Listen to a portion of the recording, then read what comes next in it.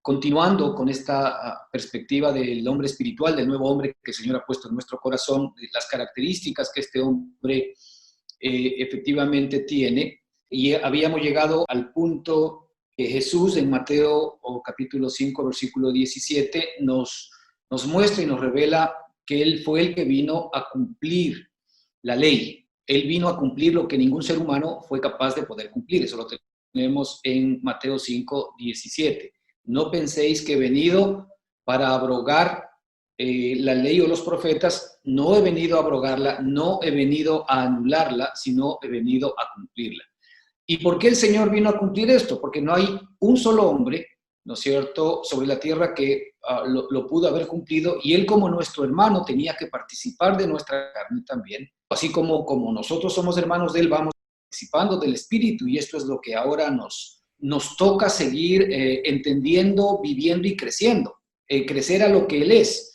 Él tuvo que hacerse carne como nosotros, como hermano nuestro, pero en la carne, ¿verdad? Él vino a consecuencia y a causa del pecado para poder, en los días de su carne, cumplir toda la ley, cumplir todos los mandamientos de Dios, cumplir todo lo que el Señor había demandado a todos los seres humanos, a usted y a mí, lo cual Él sabía, por supuesto, que era imposible que nosotros lo podamos cumplir, pero Cristo mismo viene, ¿verdad? El Hijo de Dios se hace carne, se hace como usted y como yo, como hermano nuestro, para cumplir todo aquello que usted y yo éramos incapaces de poder cumplir, y así el convertirse en nuestra justicia. Por eso nos dice la Escritura, ¿no es cierto?, que Cristo nos ha sido hecho por Dios, a cada uno de nosotros, sabiduría, justificación, ¿no es cierto?, que ahí está la justicia, justificación, salvación y redención.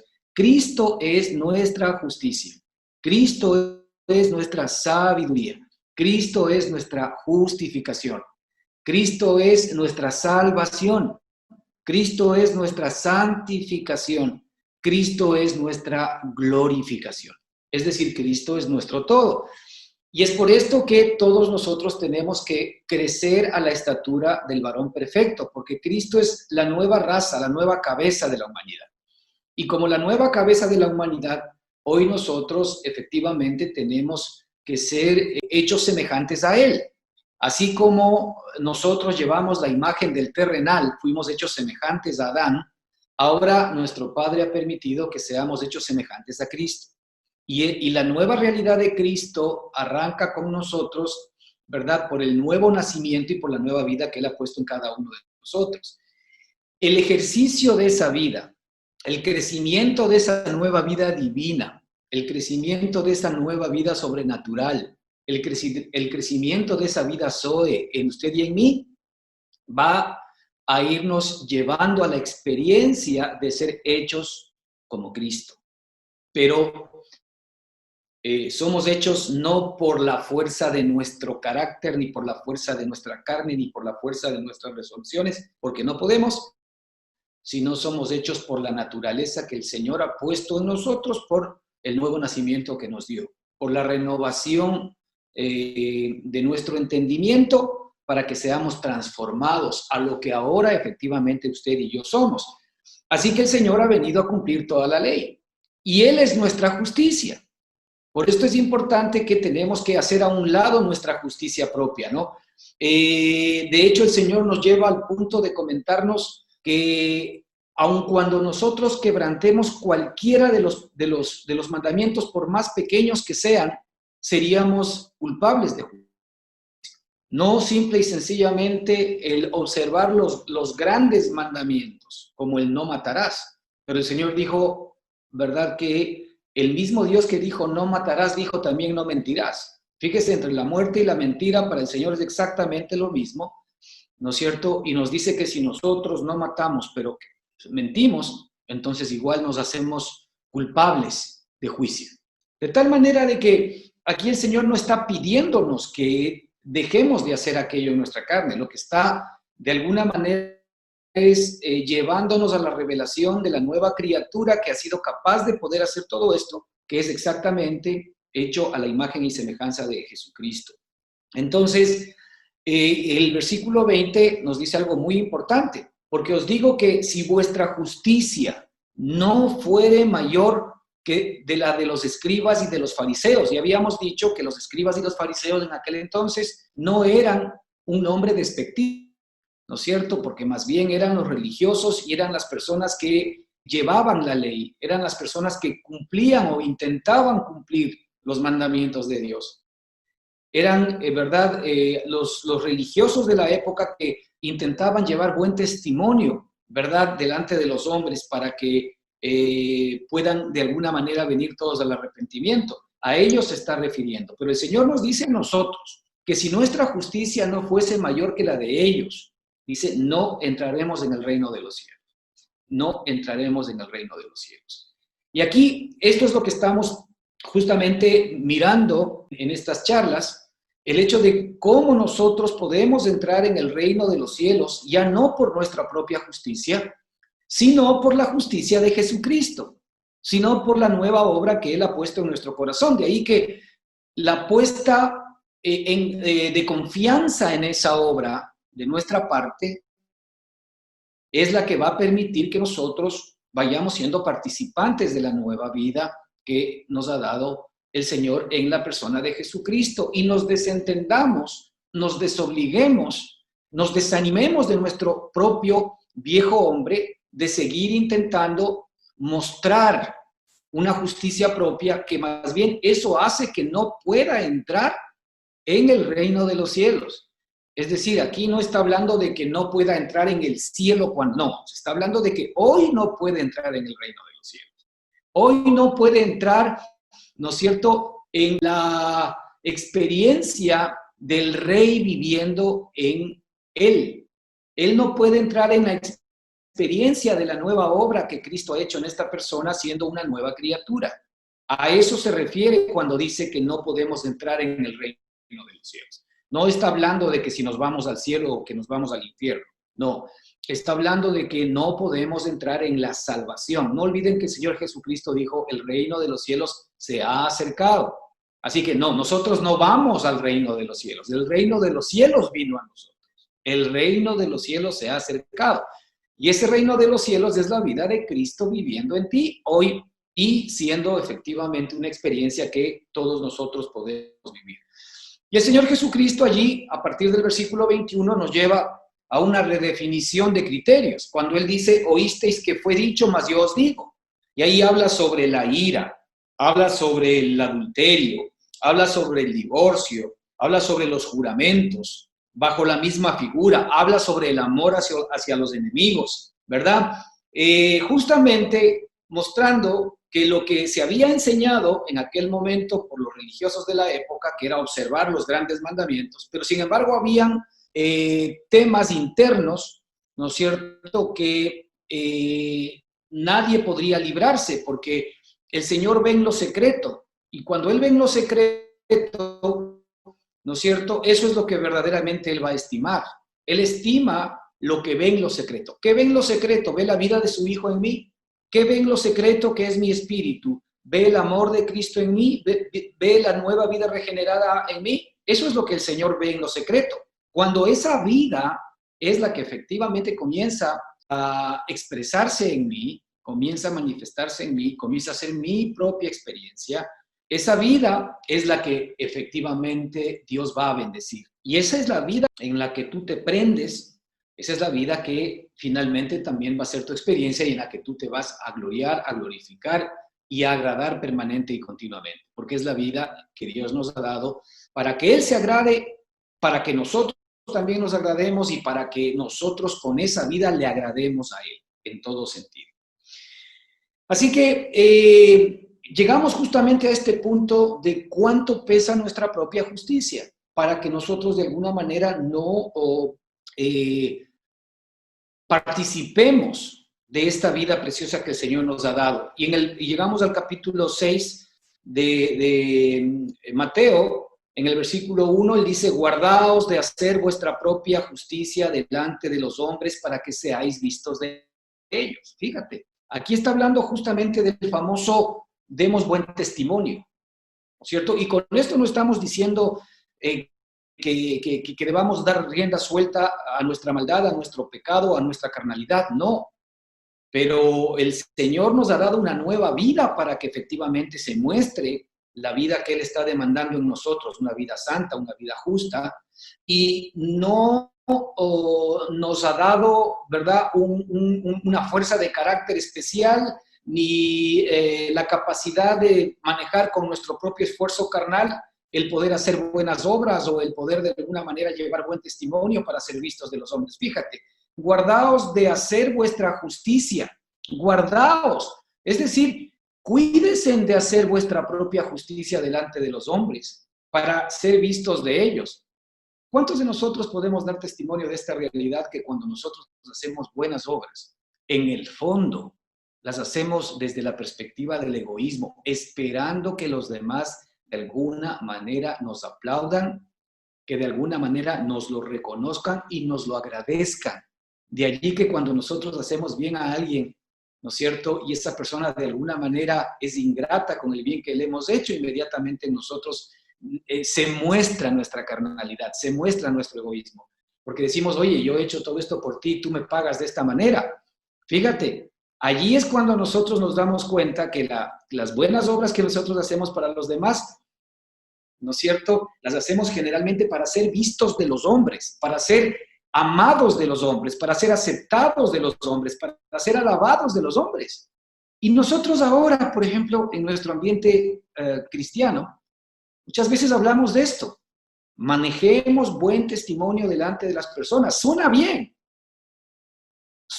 pero ¿acaso no cala en la misma perspectiva? Guardaos de hacer vuestra propia justicia. Es decir, vuestra justicia propia o vuestra justicia delante de los hombres es que yo me tengo que guardar de hacer la justicia que hay en mi carne, la buena persona que está en mi carne, ¿no es cierto? O las buenas obras que yo soy capaz de hacer en mi carne por mis propias resoluciones y por mi propia mano, porque esas buenas obras tienen, ¿verdad?, realmente un fin egoísta, y es que yo me sienta bien, no es que los demás se sientan bien, es que yo pueda ser visto de los hombres y pueda ser reconocido de los hombres. Y fíjate, aquí dice, de otra manera, si ustedes actúan de esta forma, ok, está bien, actúen de esta forma, pero no tendrán recompensa de vuestro Padre que está en los cielos. ¿Qué tal? Ah, ustedes buscan recompensa de los hombres. Pues bien, seguramente los hombres les van a aplaudir. Seguramente los hombres les van a decir qué buen testimonio que tienes. Seguramente los hombres les van a decir santos, justos. Pero ya tienen la recompensa, pero no van a recibir recompensa de parte de Dios. ¿Qué recompensa nosotros estamos buscando? Estamos buscando la recompensa del aplauso, del bien decir, de la alabanza de los seres humanos, por nuestro buen testimonio, por nuestra buena conducta. Estamos esperando el premio, estamos esperando la publicación de Ciudadano del Año, estamos esperando nosotros la alabanza del pastor, del curita y de la congregación para que nos digan que efectivamente usted es una persona ejemplar. ¿Eso es lo que nosotros estamos esperando? Pues muy bien, dice el Señor, esa es la recompensa que tienen. No esperen entonces, porque ya tienen una recompensa, el que tengan recompensa de parte de vuestro Padre que está en los cielos. Y aquí pone unos ejemplos interesantes. Dice, cuando pues den limosna, y aquí está hablando de limosna porque evidentemente está justamente hablando de cuál era la finalidad normalmente de los que estaban haciendo esta buena obra. El fin no era la limosna, el fin era, ¿verdad?, el que efectivamente la gente los aplauda y la gente diga, qué bien. Dije, cuando pues des limosna, no hagas tocar trompeta delante de ti, como hacen los hipócritas. Y ahí sí ya está comenzando a hablar de los religiosos de la época. Es decir, cada buena obra que nosotros hacemos, ¿verdad?, hacemos que suene, hacemos que resuene, pero el fin no es que se vea la justicia de Dios detrás de nosotros, sino el fin es que se vea nuestra propia justicia, nuestra propia santidad, nuestro propio amor. Es decir, que se vea lo buenos que realmente somos. ¿Sí te das cuenta que Dios no está presente allí? Aparentemente eso suena bien, suena muy bien que nosotros tengamos este tipo de conducta, pero es una conducta, ¿no es cierto?, que está siendo producida desde la carne.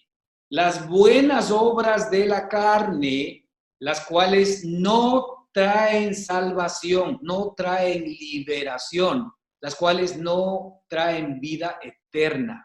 Las buenas obras de la carne son eso, a lo mucho. Lo que pueden hacer es que efectivamente las personas, por el bien que les estoy haciendo, me den una recompensa. Fíjate que son temas totalmente distintos y diferentes de los que nosotros justamente hemos pensado. Fíjate lo que dice aquí hablando de la limosna. Y habla de la limosna simplemente porque cuando hagas cualquier cosa, ¿no? Esto nosotros tenemos que aterrizar cuando hagamos limosna, cuando hagamos bien a los demás, cuando ayudemos a los demás, etcétera. Porque resulta que cuando hacemos bien, cuando ayudamos, cuando damos limosna, no puede ser una acción de buenas obras, sino que es una acción del Espíritu. Es decir, la vida que está en mí, la vida de Cristo, la vida de nuestro Padre, que no hace acepción de personas, que hace que su sol salga sobre buenos y malos, que hace que su lluvia caiga sobre todos buenos y malos. Esa vida preciosa que perdona aún a sus enemigos, a los que le persiguen, que sigue orando aún por aquellos que le hacen daño o hablan mal de él. Esa vida preciosa es la que está haciendo las obras permanente y continuamente, sin buscar ninguna recompensa de los hombres, sino buscando absolutamente el agradar a su Padre. Dice, mas cuando tú des limosna, mas cuando tú hagas el bien, mas cuando tú ayudes a los demás, no sepa tu izquierda lo que hace tu derecha. Está aquí hablando de que efectivamente ese es nuestro espíritu. Nuestro espíritu lo hace por naturaleza. No lo hace necesariamente discerniendo si estoy haciendo bien o mal, porque nuestro espíritu no discierne, ¿verdad? Como el ser humano discierne entre el bien y el mal. El espíritu solamente hace el bien.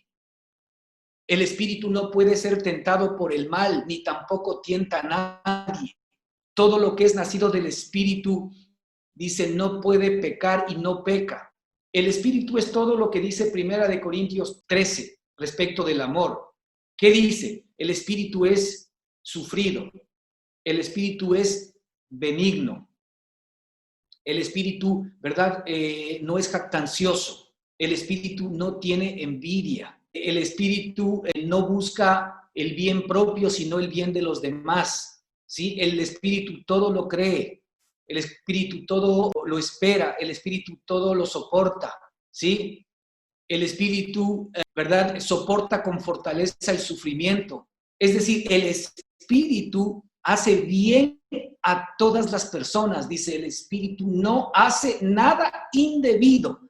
En otras palabras, el espíritu siempre hace lo debido. El espíritu no está pensando en que haré esto mal o haré esto bien. Nosotros los seres humanos tenemos el conocimiento del bien y del mal a ese nivel, en donde sabemos, ¿verdad?, hacer el mal, pero también sabemos cuál es el bien. Por eso dice la Escritura que todo aquel que sabe hacer el bien y no lo hace le es contado por pecado.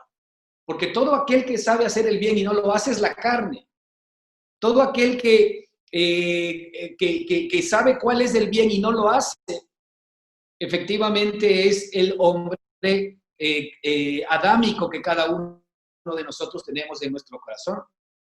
Entonces, cuando hagas el bien, cuando bendigas a los demás, cuando des limosna, no permitas, no dejes que el fin realmente sea el que los demás vean tus buenas obras. No hagas tocar trompeta delante de ti. Esa es un poco la perspectiva, ¿verdad?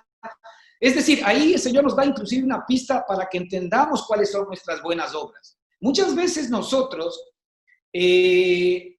hacemos ciertas cosas delante de las personas, no necesariamente porque sintamos en nuestro corazón no hacerlas, sino que ocultamos, ¿verdad? Lo que hay en nuestro corazón, que a pesar de querer hacer esto, ¿no es cierto? Que sé que está mal, pero me gustaría hacerlo, no lo voy a hacer por causa de qué dirán los demás, por causa de que soy cristiano, por causa de que qué dirá el pastor, por causa de que qué dirá la hermanita, el hermanito o tal persona.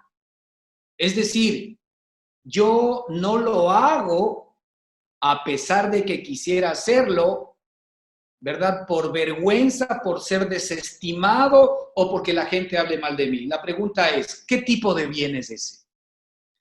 ¿Acaso ese no es el bien que generalmente hoy abunda en nuestro sistema religioso?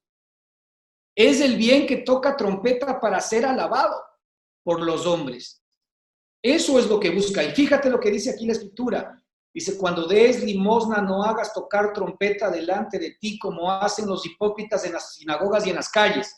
¿Para qué? ¿Para qué hacen esto? Para ser alabados por los hombres. De cierto les digo que entonces ya tienen su recompensa. ¿Qué recompensa están buscando? No, a ellos no les interesa tener la vida del Señor como recompensa. A ellos no les interesa la corona de vida. La corona de vida que es la vida de Cristo, ¿verdad? Como mi vida, como mi corona, como mi regalo. A ellos no les interesa el galardón que es nuestro Dios para nosotros mismos. No te olvides que gracia es Dios mismo dado a nosotros. A ellos no les interesa que Dios haya dado a nosotros. A mí lo que me interesa es que yo sea bueno, es que yo ayude, es que yo dé. ¿Para qué? Para que los demás efectivamente, ¿no es cierto?, me acepten, me alaben, me animen, para que los demás de alguna manera me den aquello que yo requiero. Entonces yo hago buenas obras para ser aceptados por los demás. ¿Ok? Entonces, cuidado porque esto está arraigado normalmente en nuestra carne. Y el Señor dice, de cierto les digo entonces que ya tienen su propia recompensa. Porque sí, sucede que mucha gente cuida estos detalles que parecen muy religiosos, muy altruistas, muy humanos, muy buenos, pero los cuidan básicamente para ser vistos de los demás y aceptados. El buen testimonio. A ver, ¿quiere que les diga una cosa? Dios no necesita nuestra ayuda ni nuestro marketing para que efectivamente Él pueda ser aceptado por los demás. Dios no necesita el que yo alabe a Dios delante de los demás y el que yo con hipocresía esté haciendo buenas obras que en mi propio corazón no soy capaz de poder hacer. Dios no necesita eso. Porque aquí no se trata de que efectivamente Dios sea comunicado de una manera humana para que las demás personas se convenzan de que Dios es Dios. No, no, aquí es el poder de la vida de Cristo expresándose en mi propia vida el que tiene que funcionar. El poder de la vida de Cristo expresándose en mi propia vida el que tiene que funcionar para que ese testimonio sea un testimonio vivo para mí y para que el testimonio que es la vida de Él expresándose a través de mi propia vida sea un testimonio vivo para los demás. Es decir, ahí es donde nosotros somos carta abierta y carta leída por todos los hombres. Entonces la Escritura dice, mas cuando tú des limosna, no sepa tu izquierda lo que hace tu derecha, para que sea tu limosna, para que sea ese accionar tuyo en secreto. Fíjate, el accionar tiene que salir desde el espíritu, desde lo más secreto, desde lo más recóndito del ser humano. Desde allí, efectivamente, tiene que salir la buena obra, que no es más que una caja de resonancia en el alma de las buenas obras de Cristo o de la vida de Cristo en el Espíritu. Nuestra alma es una caja de resonancia de los pensamientos, de los deseos, de los sentimientos y de la voluntad de nuestro Padre. ¿Sabías tú eso? Para eso fue que el Señor nos creó. El Señor nos creó, ¿no es cierto?, para que el Espíritu sea el que lleve supremacía sobre el alma y sobre el cuerpo. Entonces el alma y el cuerpo no son más que una caja de resonancia de lo que es el Espíritu. El espíritu efectivamente es lo más profundo, lo más oculto, lo más secreto, el rincón más recóndito que existe en el ser humano. Ese es el punto en donde nuestro Padre ve. Y ahí es en donde el Señor les dice, yo he dicho que no maten, pero también les digo que no mientan. Porque el Señor no está viendo simplemente lo que nuestras manos son capaces de poder hacer matando a alguien, sino que nuestro Padre está viendo en nuestro espíritu, en donde somos capaces de odiar, en donde somos capaces de engañar, en donde somos capaces de mentir, aun cuando la gente no lo vea. Pero nuestro Padre que está en secreto sí lo ve. Entonces, si nosotros hacemos buenas obras para los hombres y para ser vistos de ellos, entonces también, ¿no es cierto?, tenemos que desechar malos pensamientos, tenemos que desechar ira, coraje, tenemos que desechar enojo, tenemos que desechar envidias, tenemos que desechar detracciones, tenemos que rechazar todo tipo de malas opiniones que tenemos con la gente, aun cuando efectivamente así sea. ¿Por qué? Porque el espíritu no hace eso. Esa caja de resonancia que es el espíritu, mejor dicho, esto que es el espíritu tiene que ser efectivamente impartido a mi alma, que es la caja de resonancia del espíritu. De ahí que los pensamientos míos son los pensamientos de Cristo. Los sentimientos míos son los sentimientos de Cristo. Los deseos míos son los deseos de Cristo. ¿No es cierto? Las decisiones mías son las decisiones de Cristo y finalmente las obras mías son las obras de Cristo. Así es como funciona esto. De ahí que nuestro punto central es enfocarnos en nuestro espíritu, porque en la medida en que nuestro espíritu crezca en nosotros y nosotros seamos más conscientes de él, la caja de resonancia que es nuestra alma comenzará a expresar y a manifestar la vida del espíritu. Y ahí comenzaremos nosotros efectivamente a hacer las obras, ¿no es cierto?, de el espíritu que está en nosotros. Para que sea tu limosna en secreto, para que sean tus buenas obras en secreto, en tu espíritu, y tu Padre que ve en tu espíritu, tu Padre que ve en lo secreto, tu Padre que ve en ese lugar en donde solamente tú y Él saben quién son, para que tu Padre que ve en lo secreto te recompense en público. Así es como esto funciona. Cuando efectivamente, ¿no es cierto?, tu Padre ve a su Hijo en ti y ese Hijo, ¿no es cierto?, comienza a expresarse, ahí viene la recompensa, porque tú vas no solamente a disfrutar de la vida del Hijo, sino que la corona de vida que la gente va a ver delante de sus ojos es la vida de Cristo expresada y manifestada a través tuyo. Ya no es un buen testimonio, ya no es una buena conducta de tu parte, ya no es un trabajo inducido por mi propia voluntad para no hacer el mal, ya no es un esfuerzo propio, porque ya no vivo yo, mas Cristo vive en mí. Ahora es Cristo viviendo en mí realmente, Cristo expresándose en mí y Cristo manifestándose en mí. Lo mismo habla, por ejemplo, en el versículo siguiente, Mateo 6, el versículo 5, cuando habla de la oración. Y dice, y cuando ores, no seas como los hipócritas, porque ellos aman el orar en pie en las sinagogas y en las esquinas de las calles. Otra vez, ellos aman el orar, pero para ser vistos de los hombres, para ser alabados por los hombres. De cierto os digo que también tienen su recompensa. Entonces, esto es aplicable a todo. Todo lo que tenga como finalidad el ser visto por los hombres tiene este tema. ¿Y sabes qué es lo que tiene por finalidad el ser visto por los hombres? Que todo lo que es nacido de la carne es carne y tiene por finalidad ser visto y alabado por los hombres. Todo lo que es nacido del viejo hombre, por más bueno que sea, tiene este propósito. El yo, el ego, están íntimamente ligados con nuestras buenas obras y con nuestro buen proceder. Y por favor, no malentiendan. Aquí estamos hablando que la fórmula y la forma para proceder de una manera distinta, que por supuesto nuestro Padre quiere, no es esa forma, sino por medio de la expresión y la manifestación de la vida de su Hijo en nosotros. Aquí nosotros no estamos predicando el que no debamos efectivamente ir, ¿no es cierto?, por los caminos que nuestro Padre nos ha pedido.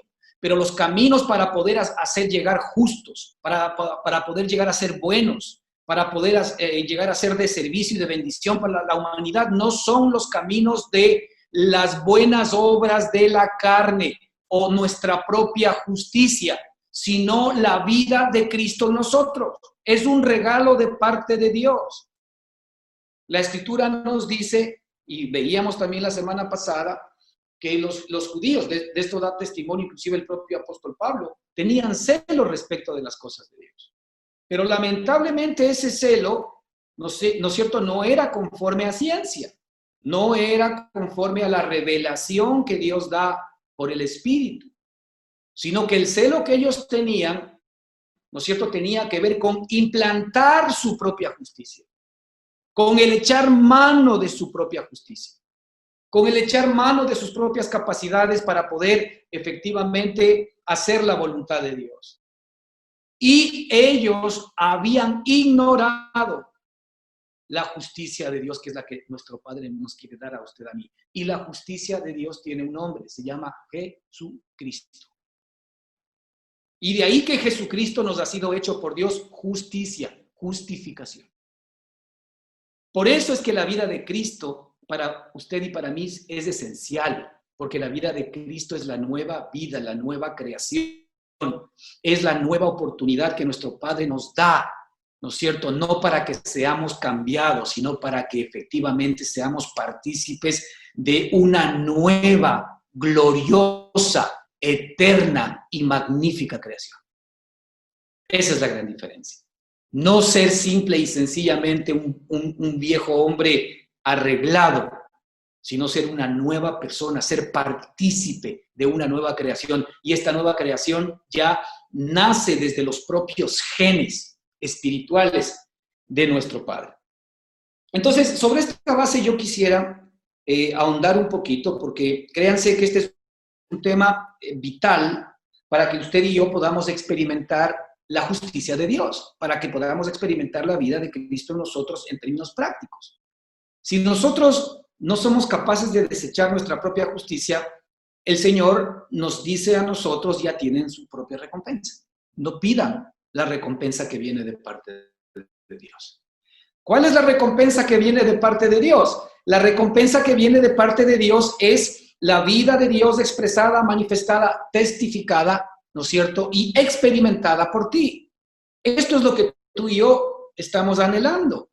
El que ahora por esa nueva naturaleza divina, por esa nueva vida divina, efectivamente nosotros podamos realmente agradarnos, entender y comprender esta nueva vida y esta nueva creación que el Señor nos ha dado. El Señor nos ha introducido en la vida eterna. Y la vida eterna es eterna incluido hoy, porque hoy es parte de la eternidad. Entonces nosotros podemos comenzar a entender la vida eterna a partir del día de hoy, a partir de este minuto, a partir de este segundo, ¿verdad? Cuando efectivamente nosotros desechamos nuestra propia justicia, cuando nosotros vemos que todo intento de nuestra carne por hacer bien, ¿no es cierto?, puede ser más bien un freno para que la justicia de Dios se haga una realidad y para que realmente la justicia de Él sea la que haga el bien y no la nuestra. Porque la justicia de Él es la que necesitan los hombres, nuestros padres, nuestros hermanos, nuestra esposa, nuestros hijos, nuestros amigos, nuestros compañeros de trabajo, nuestros enemigos.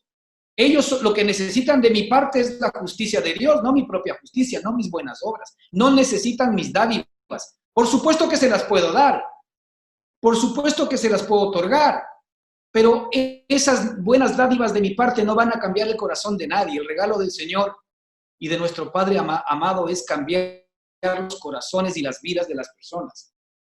Entonces, mira, en Lucas 7:34 tenemos una historia yo creo que ahonda un poco más en este tema para que podamos tener luz. Creo que nuestro Padre nos quiere profundamente llevar al punto de que entendamos en qué justicia nosotros estamos caminando, si en nuestra propia justicia o en la justicia divina.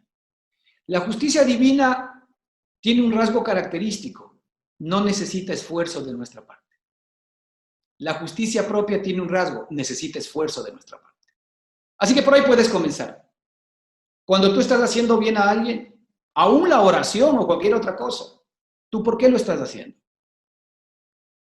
No te olvides que la primera persona, ya que tú eres una, por medio de la cual tú te quieres justificar, es primero a ti mismo.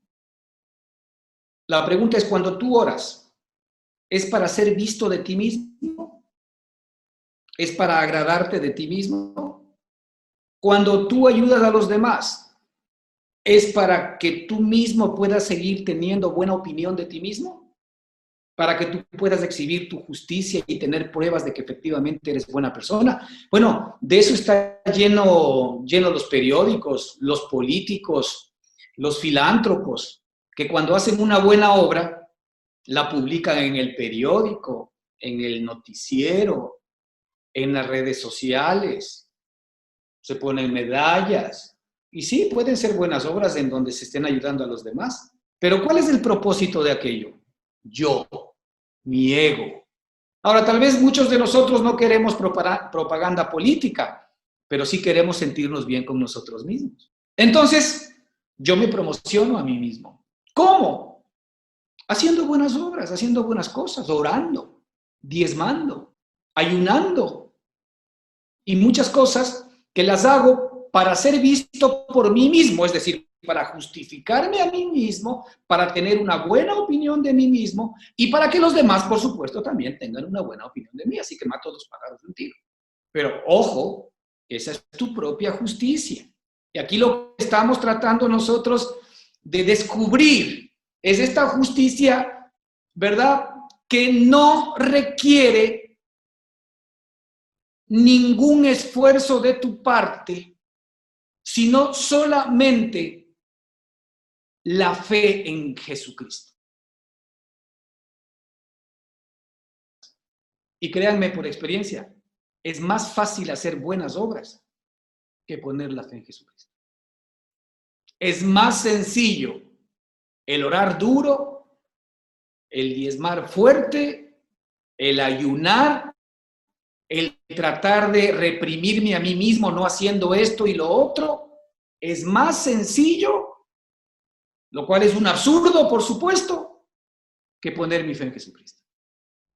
¿Por qué? Porque mi buena obra, mi justicia propia no puede aceptar que esto sea tan sencillo. Tan sencillo como poner mi confianza en alguien para que yo sea justificado, pues así de sencillo. Porque ya vamos a ver que aquí el problema de fondo, ¿no es cierto?, es que aquí estamos hablando de dos ámbitos distintos y diferentes, la carne y el espíritu. Son dos ámbitos en donde no pueden mezclarse, no se pueden unir, no se pueden llevar. No se pueden pagar los unos a los otros. No hay fórmula para eso. Y hay una historia en Lucas, capítulo 7, versículo 36, en donde dice lo siguiente la historia. Uno de los fariseos rogó a Jesús que comiese con él. Y habiendo entrado en casa del fariseo, se sentó a la mesa. Entonces una mujer de la ciudad que era pecadora, al saber que Jesús estaba a la mesa en casa del fariseo, trajo un frasco de alabastro con perfume.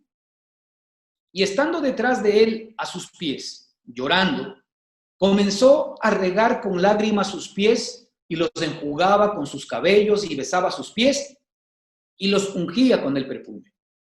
Cuando vio esto el fariseo que le había convidado a Jesús, dijo para sí, si fuese profeta, conocería quién y qué clase de mujer es la que le toca, que es pecadora. Entonces respondiendo Jesús le dijo, Simón, una cosa tengo que decirte. Y él le dijo, di, maestro.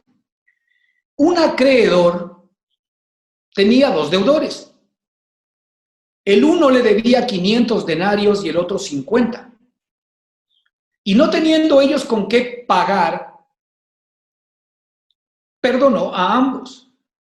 Di pues, ¿cuál de ellos le amará más? Respondió Simón y dijo, pienso que aquel a quien perdonó más. Y él le dijo, rectamente has juzgado.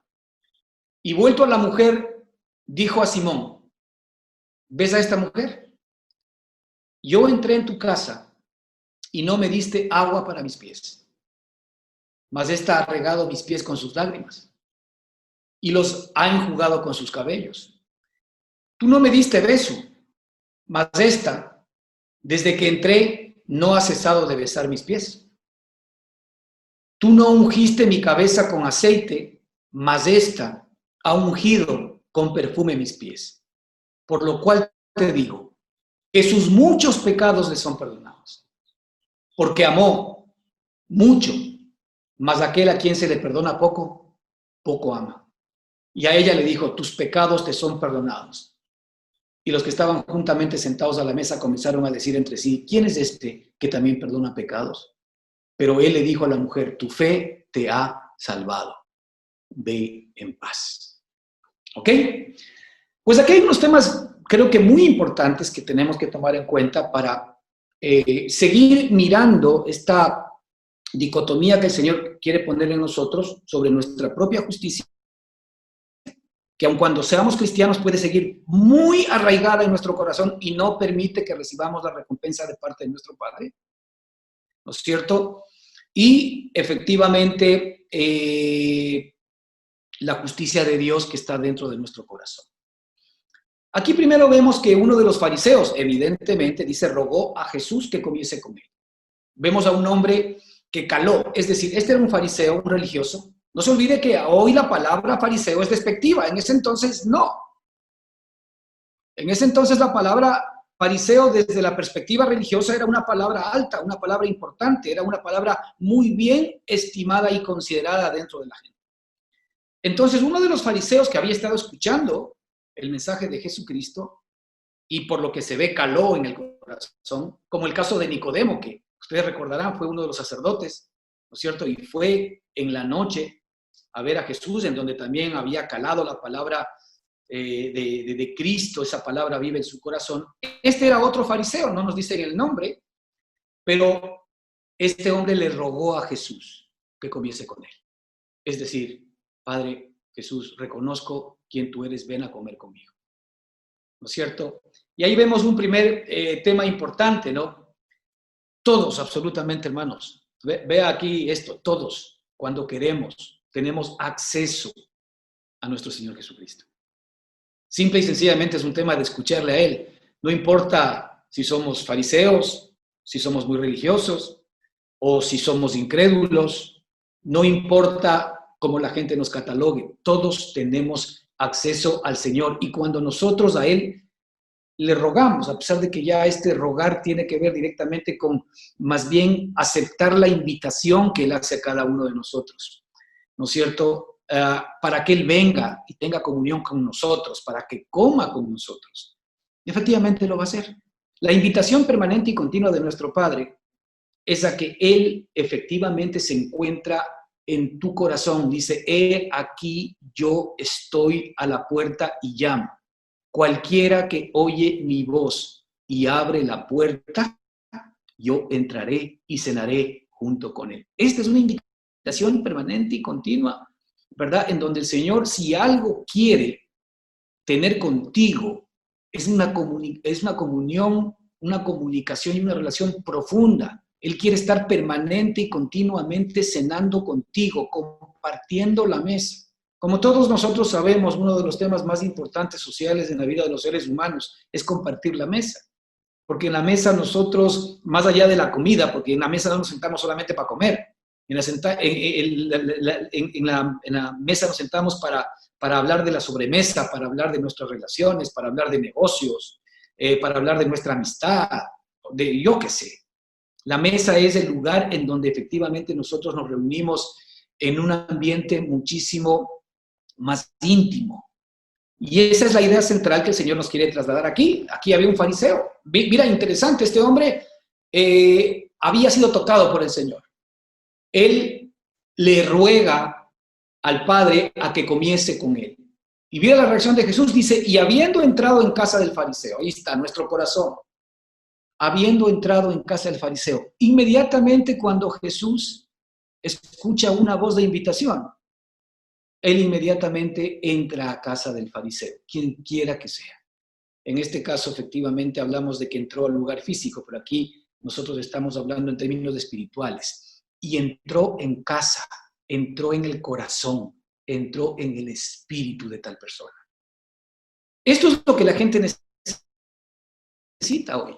Y esto es lo que nosotros necesitamos permanentemente, el invitar a nuestro Padre para que entre en nuestra casa. Cuando nosotros nos sentimos de alguna manera abrumados, cansados, temerosos, inseguros, ¿qué tenemos que hacer? Venir donde nuestro Padre para que efectivamente Él acepte la invitación que está presto. Él ya lo ha dicho en su palabra, he aquí, yo estoy a la puerta, siempre está a la puerta. Cualquiera que oye mi voz y abre la puerta, yo entraré en él. Ahora, aquí hay un punto importante. Yo le puedo dejar entrar. La pregunta es, ¿cuánto tiempo yo le permito estar conmigo? Y de esto es lo que el Señor quiere hablar cuando estamos hablando de nuestra propia justicia. Creo que este ejemplo que hemos visto ahora, o esto que estamos mirando, tiene que ver justamente con el que el Señor nos quiere demostrar, ¿no es cierto?, el nivel de relación que Él puede llegar a tener con nosotros, en la medida en que nosotros nos despojemos de nuestra justicia. Entonces, dice, y habiendo entrado en la casa del fariseo, se sentó a la mesa. ¿Ok? En términos espirituales, el Señor va a hacer exactamente lo mismo con cada uno de nosotros. Entonces, una mujer de la ciudad, que era pecadora, fíjate, dos temas. Tenemos ahí a un hombre que era bien considerado, que seguramente él era de los que también tocaban trompeta cuando daba limosna, porque eso era muy de esa época también, de la nuestra también, sino que ahora en lugar de trompeta tenemos periódicos, internet, televisión, tenemos brochures, mil cosas que son las trompetas. ¿No es cierto? Que lo que tratan de llamar justamente es la atención de nuestras buenas obras. Entonces, una mujer de la ciudad que era pecadora, esta mujer, en cambio, tenía, ¿no es cierto?, mala fama a los ojos de la gente. Por un lado tenemos un hombre que a los ojos de la gente seguramente era justo, era santo, era bueno, el fariseo. Y por otro lado tenemos a una mujer por demás que era pecadora. Es decir, seguramente era una mujer de la mala vida, ¿no es cierto? Y era una mujer que era considerada, conocida en todo el pueblo como una mujer pecadora. Dice la Escritura que al saber que Jesús estaba a la mesa en casa del fariseo, ella trajo un frasco de alabastro con perfume. Fíjate lo que quiero que tú veas aquí, porque después, como vamos a ver, la Escritura sugiere que antes de esto, ella ya había sido perdonada por Jesús. Y justamente había sido perdonada, tomando en cuenta, ¿no es cierto?, el tamaño de pecado que efectivamente ella tenía en su corazón. El tamaño de pecado que ella cargaba en su corazón y el tamaño de pecado que los demás del pueblo, de la ciudad, ¿verdad?, efectivamente estaban claros que esta mujer tenía.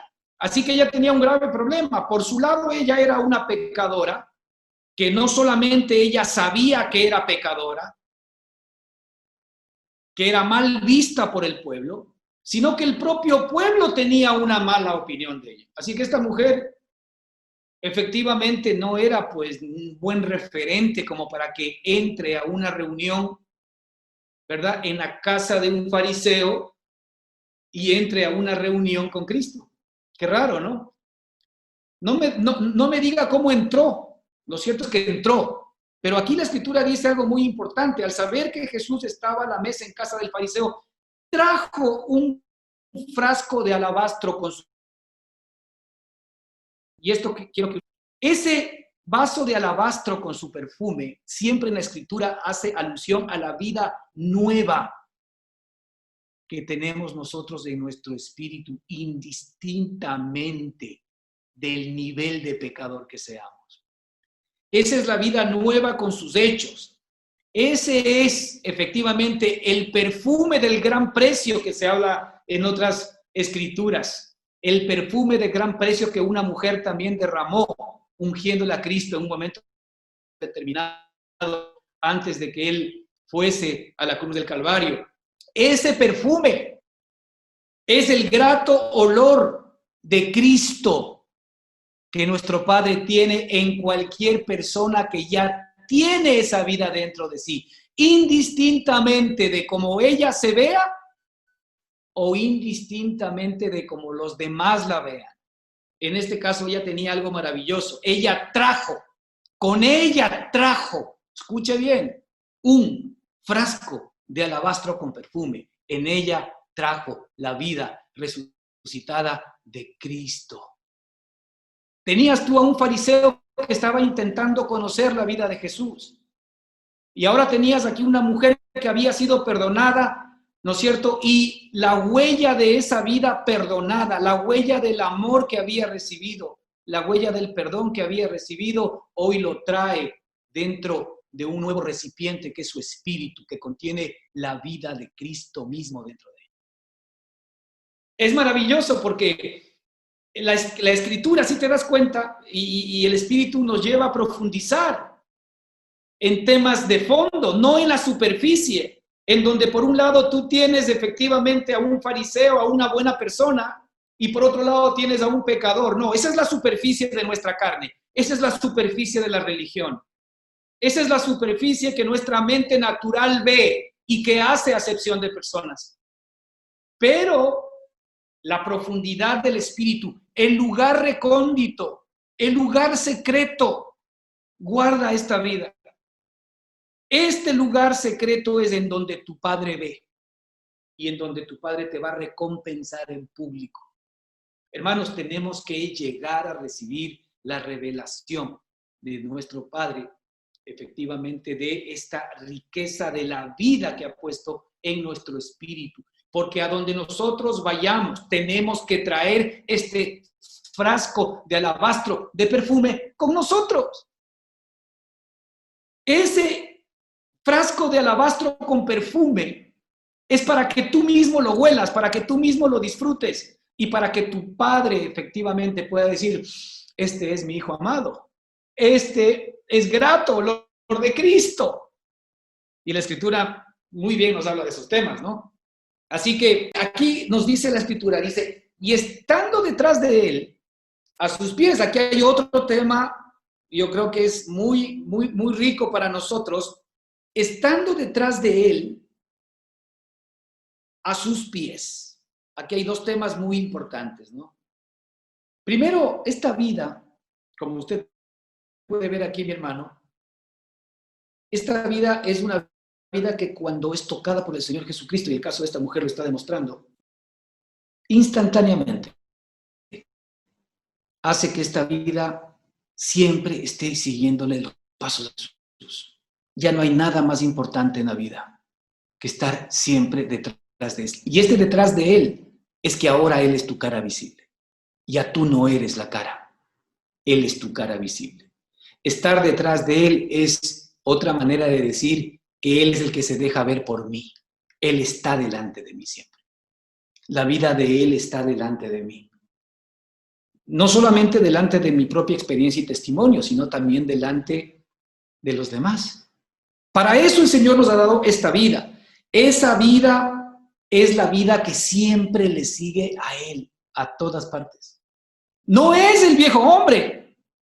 No es la mujer pecadora. Ahora es la nueva vida que ella ha recibido.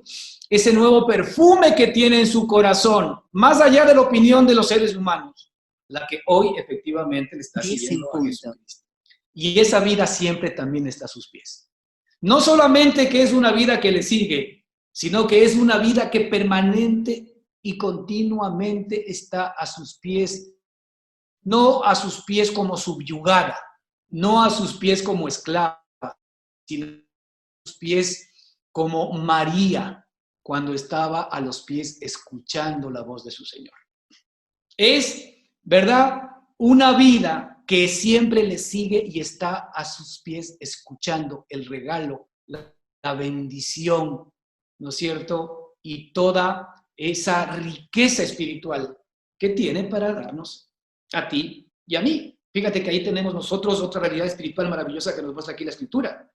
Pero aquí la Escritura nos dice que ella estando detrás de él a sus pies, fíjate que hay unos verbos muy interesantes. Dice, llorando comenzó a regar con lágrimas sus pies y los enjugaba con sus cabellos y besaba sus pies y los ungía con perfume. Mira los verbos de aquí, llorando, enjugando, besando, ungiendo. Todo esto sugiere algo muy importante, porque aquí estamos hablando de que lo que ella está trayendo es el fruto de la vida que Cristo efectivamente le había dado, y esas lágrimas, ¿no es cierto? No son más lágrimas, hermanos, de tristeza, son lágrimas de gozo, son lágrimas de alegría, son lágrimas de agradecimiento. ¿Por qué?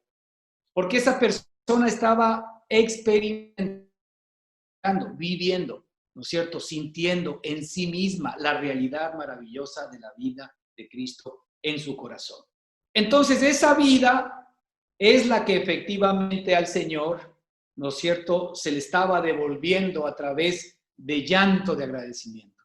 Es decir, una cosa es llorar porque estoy triste, o una cosa es llorar porque soy pecador, y otra cosa es llorar porque efectivamente soy consciente del perdón, soy consciente de la redención, soy consciente de la justificación, soy consciente de la santidad y soy consciente de todo lo que soy, aun cuando no lo merezco. Soy consciente de todo lo que soy, aun cuando a los ojos de los demás pude haber sido un gran pecador. Soy consciente de todo lo que mi Padre ha hecho con mi propia vida, aun cuando efectivamente los demás no me vean de esa manera. Esas lágrimas y ese agradecimiento que sale del corazón es justamente algo que está reservado para ti y para mí en nuestro espíritu. Esta no es una experiencia de la mujer, es una experiencia guardada para ti y para mí en este tiempo. Muchos de nosotros seguramente estamos todavía lejos de estas experiencias. Y el Señor nos quiere mostrar por qué. El Señor quiere demostrarnos que efectivamente Él nos ha dado esta vida para que la disfrutemos, para que no caigamos efectivamente en el error de no disfrutarla. Entonces el versículo 39 nos dice algo muy importante.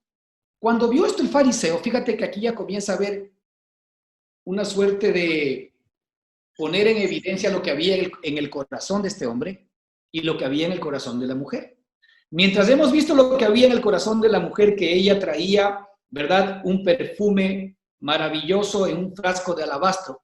Mientras hemos visto cómo esa vida efectivamente se expresa y se manifiesta a través de llorar con agradecimiento, a través de secar, ¿no es cierto?, con sus cabellos, por ese mismo agradecimiento a los pies de Cristo.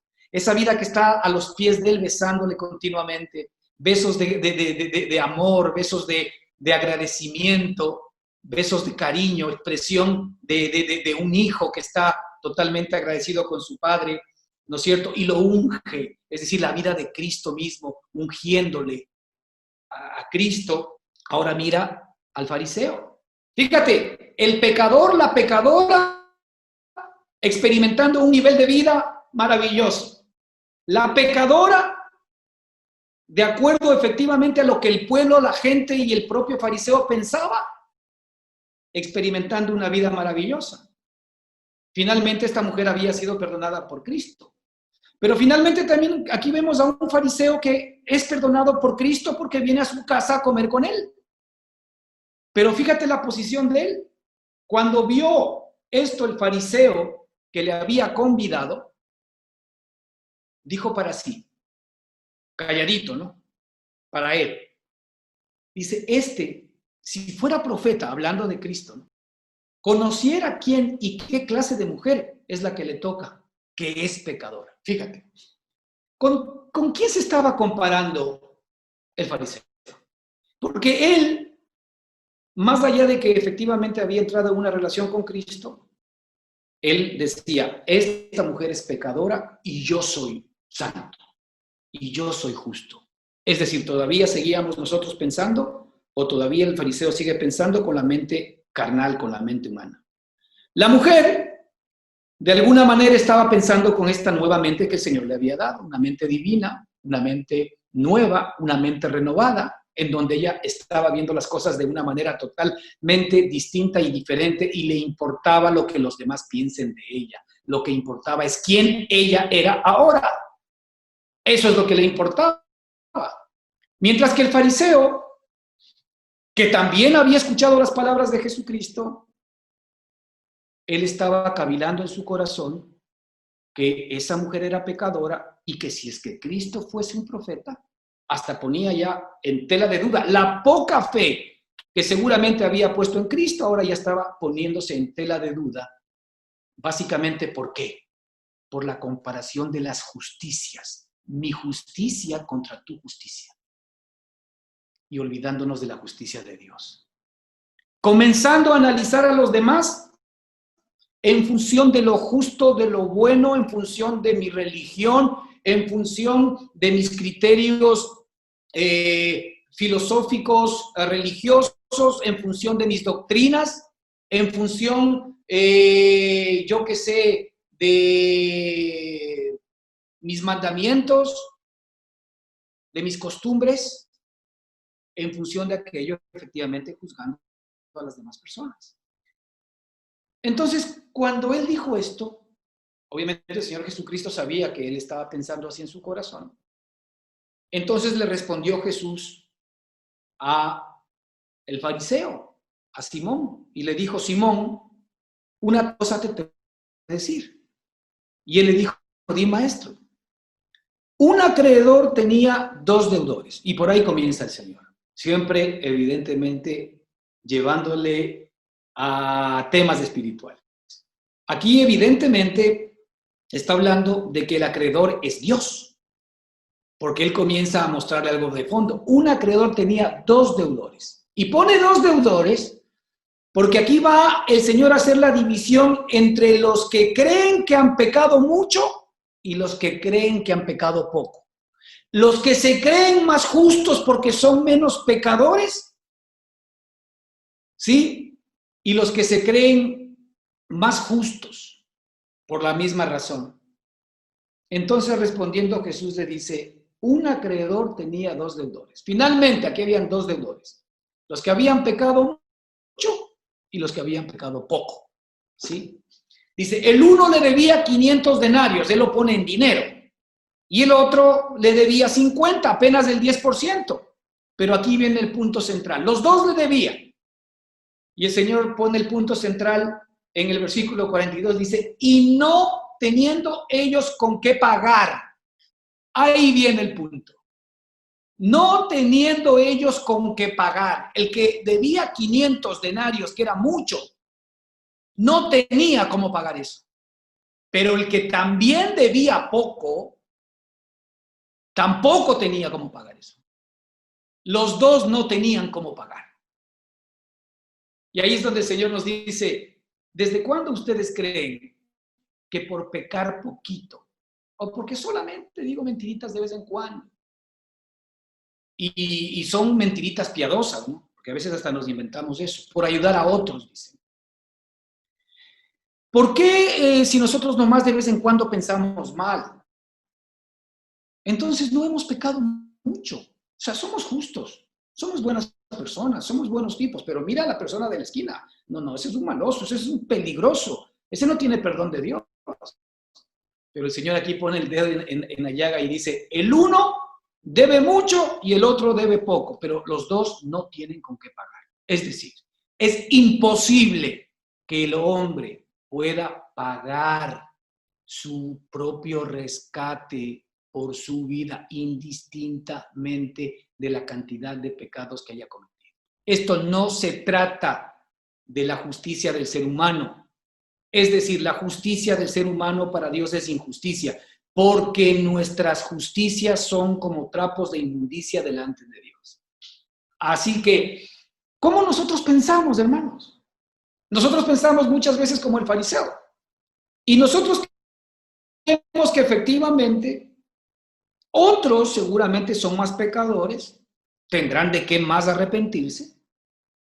Y otros seremos menos pecadores, tendremos menos de qué arrepentirnos. Y efectivamente, digamos que para el Señor será más fácil llevarse con nosotros. Pero fíjate lo que pasa aquí.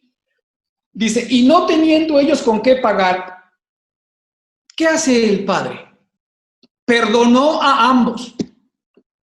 Desde la perspectiva de la deuda, había algo real para el Padre, no quién le debía más, sino que ninguno era capaz de poder pagar. En esa posición se pone. Como ninguno es capaz de poder pagar, entonces aquí ya los dos están exactamente en la misma situación, indistintamente de que seas un gran pecador o indistintamente de que seas un pequeñito pecador. No, aquí el punto es que si eres un pequeñito pecador, eso demuestra que tú eres pecador y entonces tú no eres capaz de poder pagar la deuda a Dios. Y si el otro es un gran pecador, pues demuestra que tiene una naturaleza pecaminosa igual que la tuya, que tampoco es capaz de poder pagar nada a Dios. Así que los dos delante de Dios están en la misma condición. Los dos han sido encerrados bajo pecado. ¿Para qué? Dice la Escritura, para tener misericordia de todos. Ahora, esta es la manera de ver de Dios. Pero ojo que la manera de ver del ser humano es totalmente distinta. Y fíjate cuál es la consecuencia de esto. Y le pregunta el Señor Jesucristo al bueno, le pregunta, ¿no es cierto?, al fariseo, y le dice, di pues, Simón, ¿cuál de ellos le amará más? ¿Al que le perdonó menos o al que le perdonó más? Y Simón, ahí sí, utiliza su inteligencia, obviamente, porque el Señor lo ve de una manera distinta, y le dice, bueno, Señor, dice, pienso que amará más a aquel a quien perdonó más. Y le dice el Señor Jesucristo, rectamente has juzgado. Así es como juzgamos en el Espíritu. Así es como yo lo veo. Al que se le perdona más, va a amar más. Al que se le perdona más, va a tener más de mi amor. Al que se le perdona más, va a tener más de mi gracia. Al que se le perdona más, va a tener más de mi vida. Al que se le perdona más, va a tener más de mi poder. Al que se le perdona más, va a tener más de todo lo que yo soy. Y vuelto a la mujer, le dice a Simón, ¿sí ves a esta mujer, Simón? Yo entré en tu casa y no me diste agua para mis pies. Mira, es muy importante esto porque normalmente en la cultura judaica, y ahora todavía existe esto, básicamente porque normalmente ya las tierras, ¿verdad? O los caminos eran polvorientos en esa época y todavía creo que en algunos lugares lo es. Y la gente utilizaba sandalias. Entonces, una muestra de afecto hacia la gente y de bienvenida era el que normalmente haya una lavacara. Entonces, ese era un gesto de cortesía, de amabilidad y de cariño.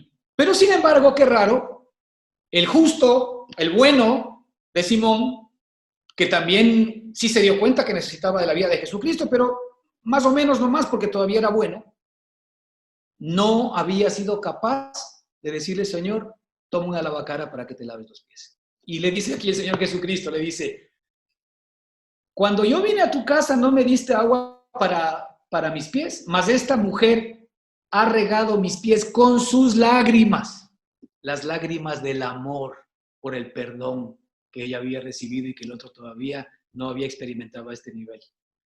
Dice, y además los ha secado con sus propios cabellos. Tú cuando yo entré, no me diste beso.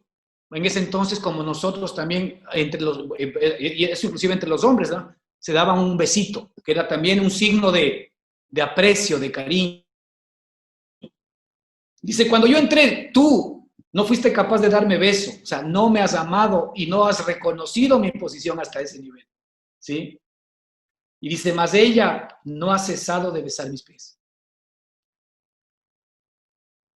tú no ungiste mi cabeza con aceite, que es efectivamente la perspectiva del Espíritu, y que también esto estaba reservado para los estimados visitantes o invitados a tu casa. No ungiste mi cabeza con aceite, mas esta ha ungido con perfume mis pies. Fíjate cómo ella está dando de lo que se le ha dado, Simón. Ella lo que está haciendo básicamente es devolviendo el cariño, el amor, el afecto, el perfume de una vida limpia, de una vida perdonada, el perfume de una vida redimida, el perfume de una vida nueva. Eso es lo que ella está devolviendo. Y ahí el Señor le está demostrando a él, ¿verdad? ¿Cuál es la diferencia entre creerme justo o poco pecador o muy pecador por el otro lado? Y le dice, por lo cual te digo que sus muchos pecados le son perdonados. Por eso es que ya sabemos, los pecados de ella ya habían sido perdonados. Y por eso esta mujer le seguía permanente y continuamente a Jesucristo. Ella ya, a sus muchos pecados, al haber sido perdonados, ¿qué sucede? Esta mujer, al haber sido gran pecadora y habiéndosele perdonado muchos pecados, efectivamente ella amaba a este nivel y estaba experimentando el amor de Cristo a este nivel. Mas aquel a quien se le perdona poco, ¿a quién crees que se estaba refiriendo? Porque Simón sabía que tenía pecado, pero era bueno, era buen tipo, era buena gente, era del coro.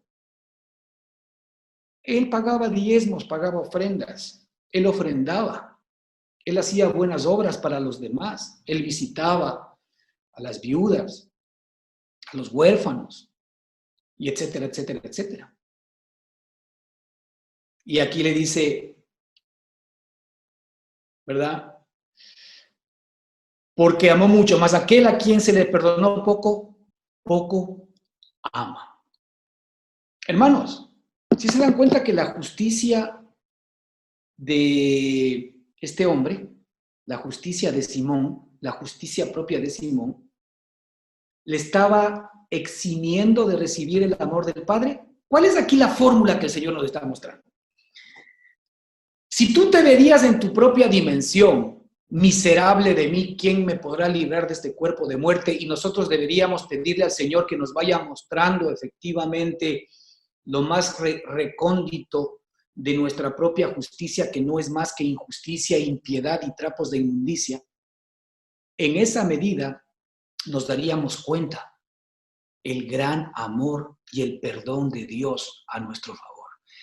Y allí lo primero que va a pasar es que cuando más yo me doy cuenta del tamaño de mi maldad y de mi pecado, en esa misma dimensión yo voy a recibir y apreciar el amor de Dios para mí.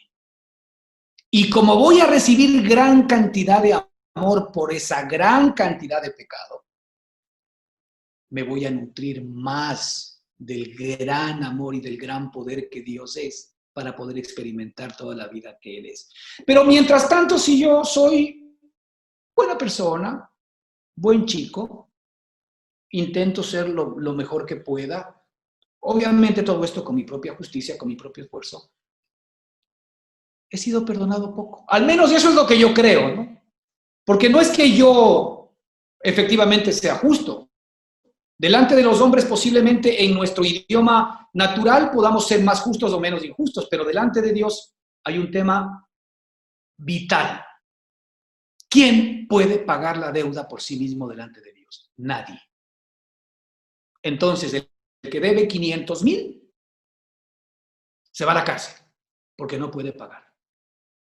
Y el que debe 50 se va a la cárcel porque no puede pagar. Los dos, desde la perspectiva de él, están juzgados y están sentenciados. Y los dos merecen la cárcel. Pero el Señor, porque es misericordioso, lo perdona a ambos. Ahora, el nivel de recepción de este amor, de esa vida, va de la mano con el nivel del pecado que yo creo que mi Padre me ha perdonado. Si yo me siento justo y bueno delante de Dios, por mi propia carnalidad, por mi propia justicia, entonces el Señor me ha perdonado poco. Entonces voy a poder recibir poco de la vida de Él. Porque Él no puede hacer mucho más por mí. Yo ya estoy recibiendo de parte de los hombres, de parte de mi propia buena opinión y de parte de los demás, ya estoy recibiendo mi paga. Pero si es que efectivamente yo comienzo a estar de acuerdo con el Espíritu, que no hay bueno ni aún uno, que todos efectivamente delante del Señor estamos enfermos y somos incapaces de poder pagar la deuda, yo voy a recibir esa abundancia de la gracia y el don de la justicia para poder vivir y experimentar la vida de Dios en mí. Muy bien, hermanos, vamos a continuar la próxima semana. Que el Señor les bendiga ricamente.